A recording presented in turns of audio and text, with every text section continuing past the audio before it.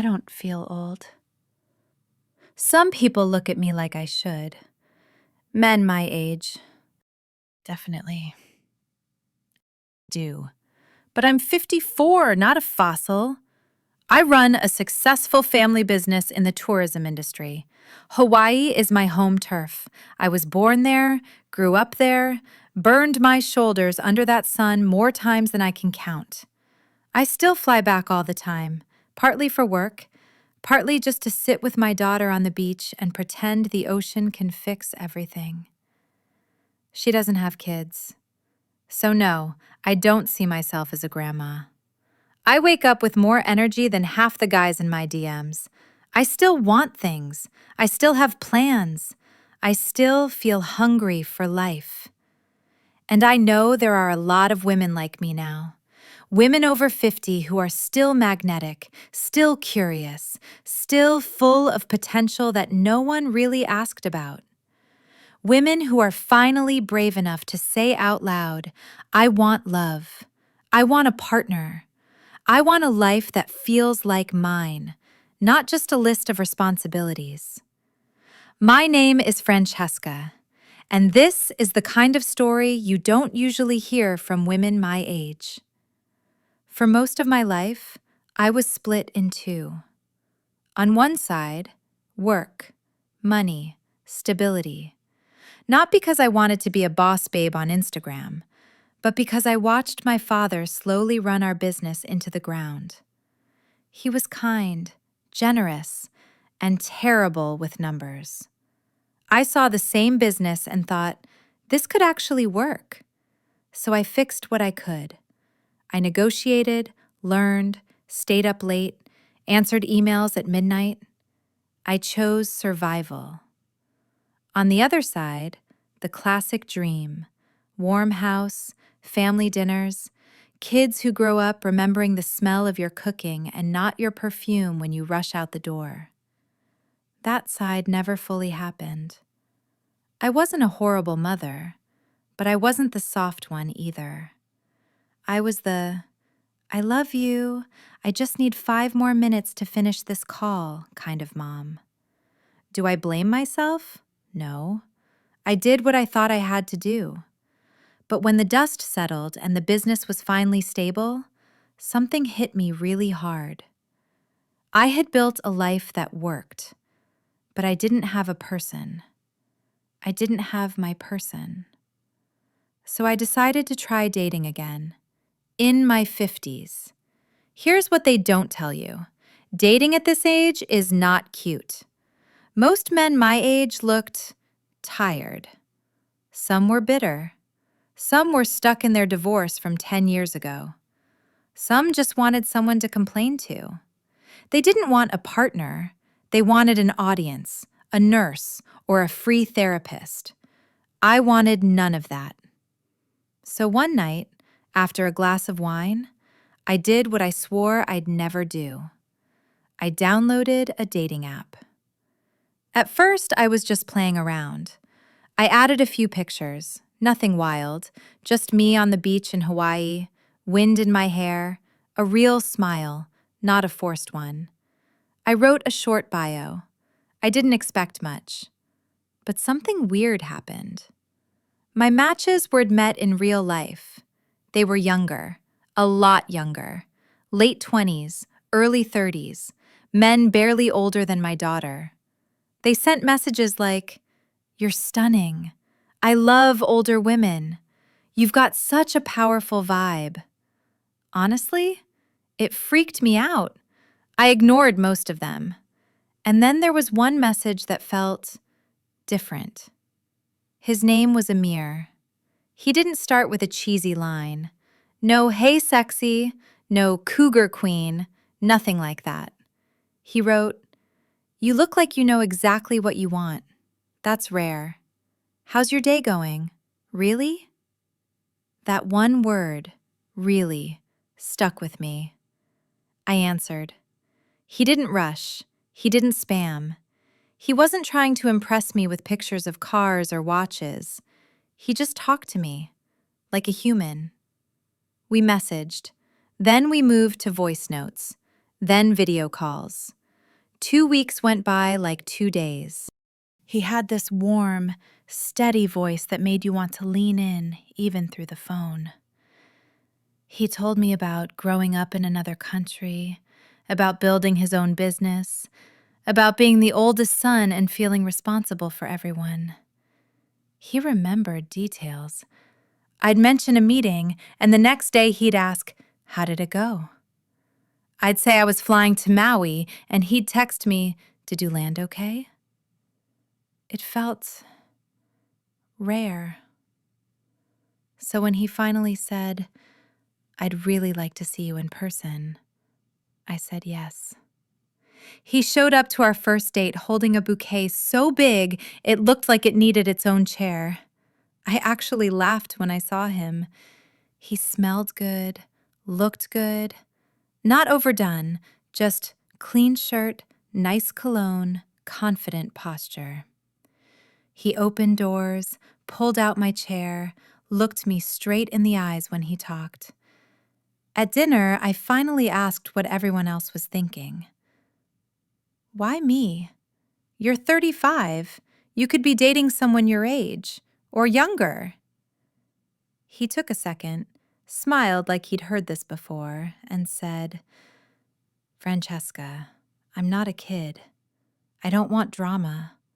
A lot of women my age are still trying to figure out who they are, what they want, how to prove they're different. I'm not looking to be part of someone's self-discovery phase. I want a woman who already knows herself, who doesn't need me, but chooses me.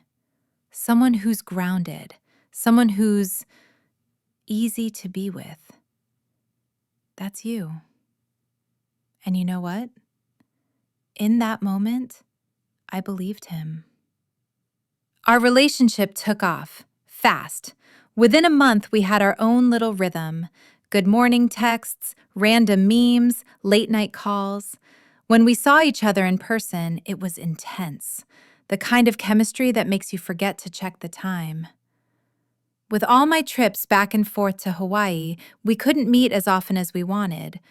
But maybe that made every date feel like a small holiday. I started picturing him next to me on the beach, at family barbecues, meeting my daughter, meeting my relatives back home. I even invited him once. "Come with me," I said. "I want you to see where I'm from. I want you to see my real life, not just the version on your phone." He lit up. "I would love that. As soon as I get things sorted on my end, I'm there. Promise." That was the first time he mentioned things with his business. At first, it was just a story. A delayed payment, a weird issue with some partners overseas, nothing huge, just annoying. He brushed it off, joked about bad timing. Then, one evening, his voice sounded tight. "I hate asking you this," he said, "but I'm stuck with a stupid cash flow problem, just for a few days. Can you help me out? I'll send it back next week, I swear." I didn't overthink it. I'm used to dealing with money. I'm used to solving problems. And by then, I wasn't thinking as a businesswoman. I was thinking like a woman in love. I sent the money. Next week, he paid it back. Every cent, no excuses.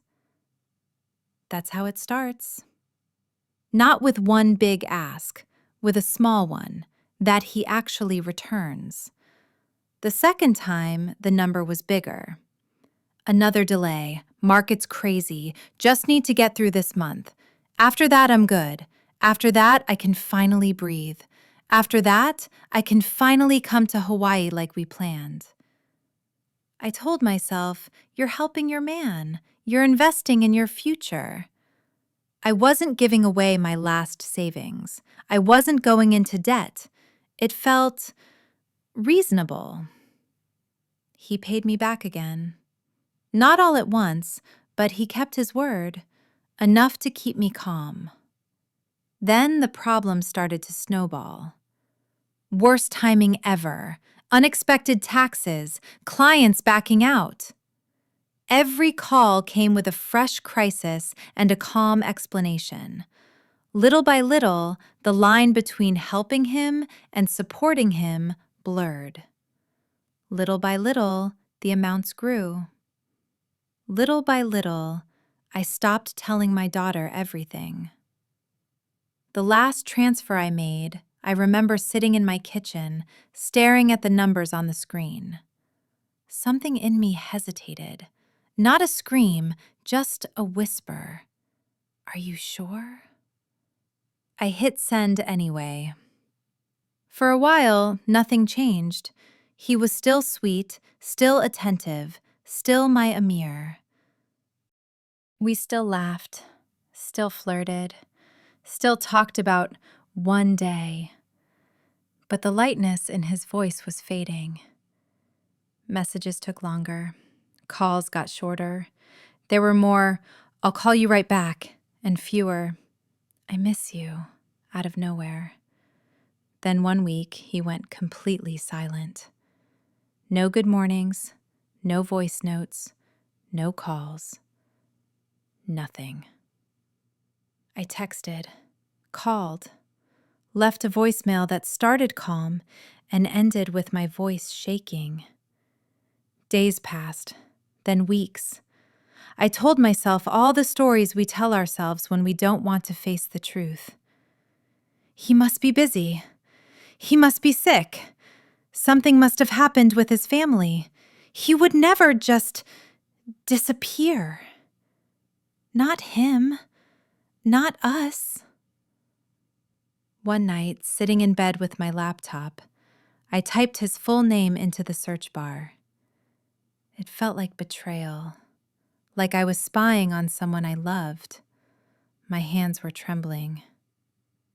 His social media popped up first.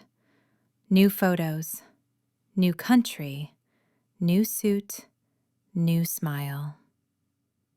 And right there, in a picture that looked like a magazine ad, was Amir, holding the waist of a very young woman in a white dress. She couldn't have been older than 20, maybe 21. The caption was in his language, but I didn't need a translation. They were standing in front of a floral arch, both of them laughing, faces glowing with fresh, blind happiness. His mother was in the background, clapping. His friends were tagged. The comments were full of hearts and congratulations. My heart didn't break like in the movies. No scream, no dramatic collapse onto the floor. It cracked slowly, like ice under too much weight. I just sat there, staring, feeling my face go hot and cold at the same time. I scrolled. A honeymoon picture at the beach, dinner with her parents, a selfie of him kissing her forehead the same way he used to kiss mine. That night, I didn't cry. I sat at my kitchen table, staring at the balance in my account, the receipts, the messages, the dates. I called a lawyer the next day, explained everything, showed the transfers, showed the screenshots. He listened, then said the words I already knew were coming. There's not much you can do from here. Technically, you gave him the money voluntarily. There's no clear fraud we can prove. No legal case, no justice, no closure. Just a very expensive lesson. So why am I telling you all this? Because right now, younger men are suddenly interested in women over 50. And not just because of money. Sometimes they want sex without drama. Sometimes they want that motherly warmth, that safe harbor their own mothers never gave them. Sometimes they just want the ego boost of saying, "Look at me, I got her," to their friends. The question isn't what they want. The question is, what do you want? because it's not all fake. The feelings can be real. The chemistry can be undeniable. You can have some of the best nights of your life, the best conversations, the most intense connection you've felt in years. You can feel beautiful again, desired, seen. You might get a beautiful young body next to you in bed, strong arms around you, eyes that light up when you walk into a room. You might get laughter, adventure, freedom from the heaviness that men your age sometimes carry. And in exchange, you might be giving your time, your heart, your money, your softness, your second youth. Is that a bad deal? Only you can decide. I'm not here to scare you away from younger men.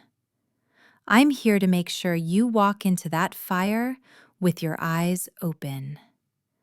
To remind you that no matter how old he is, a man is still a man, at 25 or 50, capable of love, capable of using, capable of both at the same time. As for me, I don't call myself a victim. I call myself warned. I still run my business. I still fly to Hawaii and let the ocean listen to my thoughts. I still wear red lipstick on days I feel like disappearing.